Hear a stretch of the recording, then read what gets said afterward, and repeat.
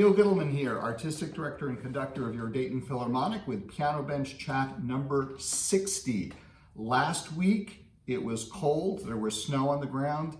Today, it's gonna be in the mid-80s this afternoon. Go figure, it's spring in Southwest Ohio, but it's wonderful to have great weather again, and it's wonderful to be with you again. And as promised, last week I was talking to you about the sheets, those musical formulas I learned as a student of Nadia Boulanger in Fontainebleau in Paris way back in my student days. And I said that last week's exploration of the major cadences was going to lead to another sheets-oriented piano bench chat, and that's true, but it's also a Beethoven-oriented piano bench chat, which has to do with a really interesting and perhaps maybe one of the most important chords in Western music called the dominant seventh. And that has nothing to do with it being bossy. The name simply has to do with the fact that in the scale degrees, each note of the scale has a name, a fancy schmancy name that's just, the musical jargon, so you feel left out of it. The first scale note is called the tonic, or in Boston, the tonic. I used to live in Boston, so I can make Boston accent jokes. Then you have the supertonic, the mediant, the subdominant, the dominant, the submediant, the leading tone, and then you're back to the tonic.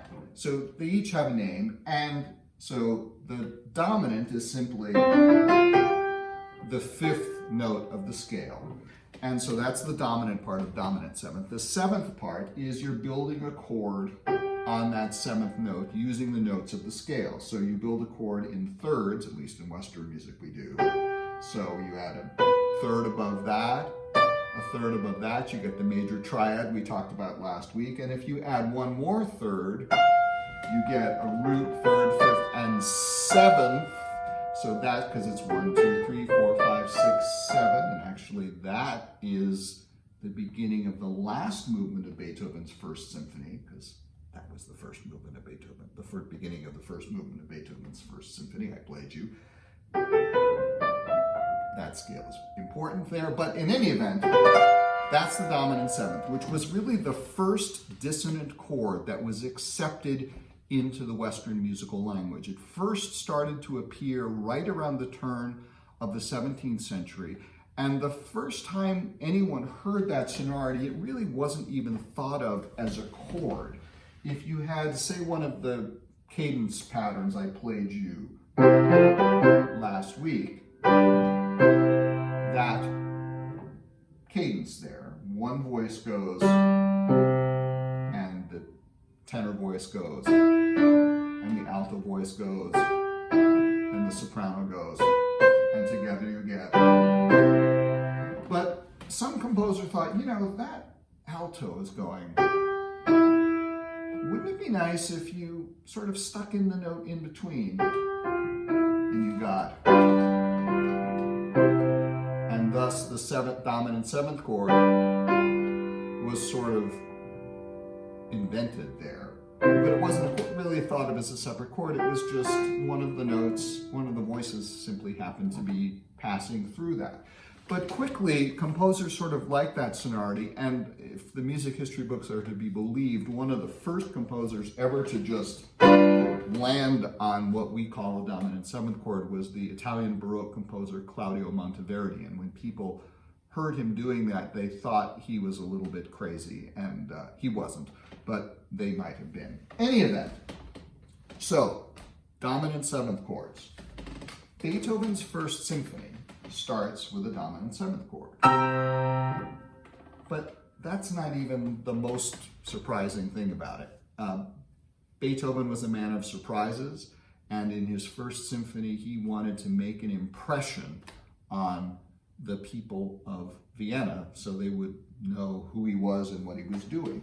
So instead of starting his symphony the way you would think you should, symphony in C major, you want to have lots of C major.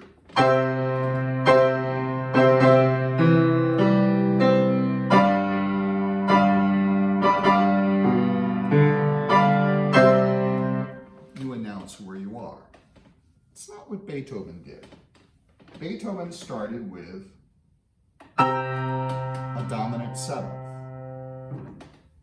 That's odd. Start with the dissonance. Actually, it's something Beethoven loved to do. He did it in lots of pieces.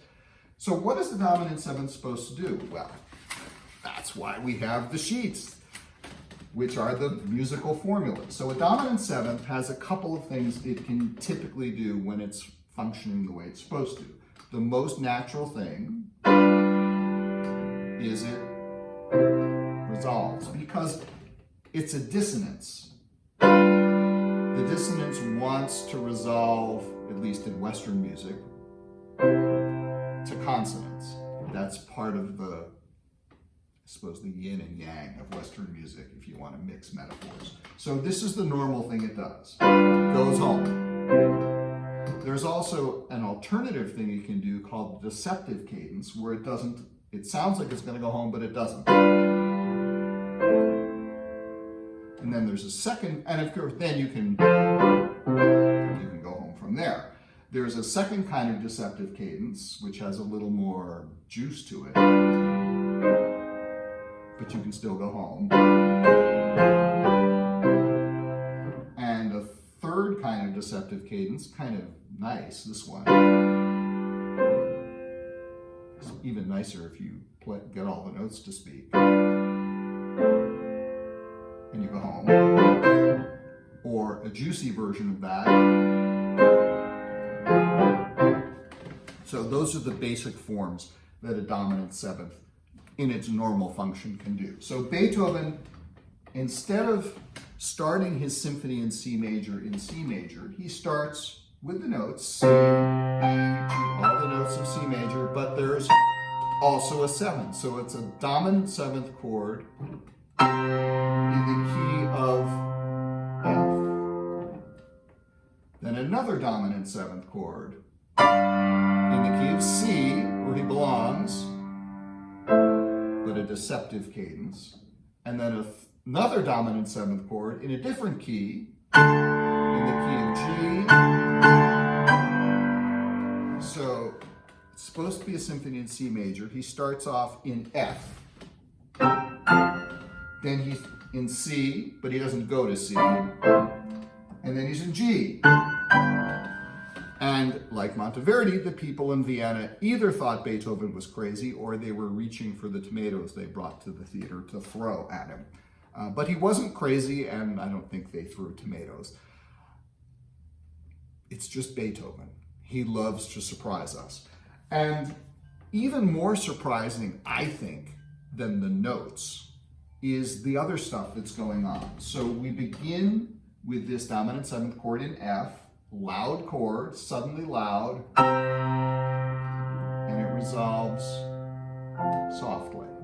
And then there's silence, because Beethoven loved silence, even before John Cage. He loved, all right, that was weird, now what's going to happen? Another loud dominant seventh chord, and instead of resolving to C where you think it's going to, the deceptive cadence, and again, soft. All right, he's done it twice, he's probably going to do it again. A loud dominant seventh chord, no, a soft dominant seventh chord, and a crescendo in the woodwinds that the strings, that the piano can't really do. So I'll just kind of emote to make you think there's a crescendo.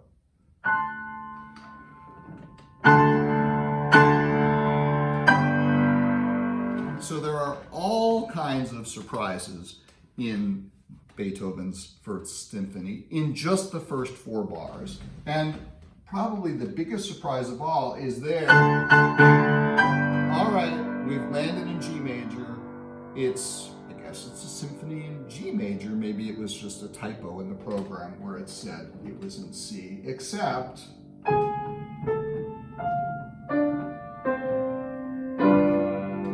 back in C major on a dominant seventh chord, and this time he stays in C major, but he delays actually arriving and landing on the key, on the note, the chords of C major, until the very end of the introduction, where you again have the dominant 7th chord.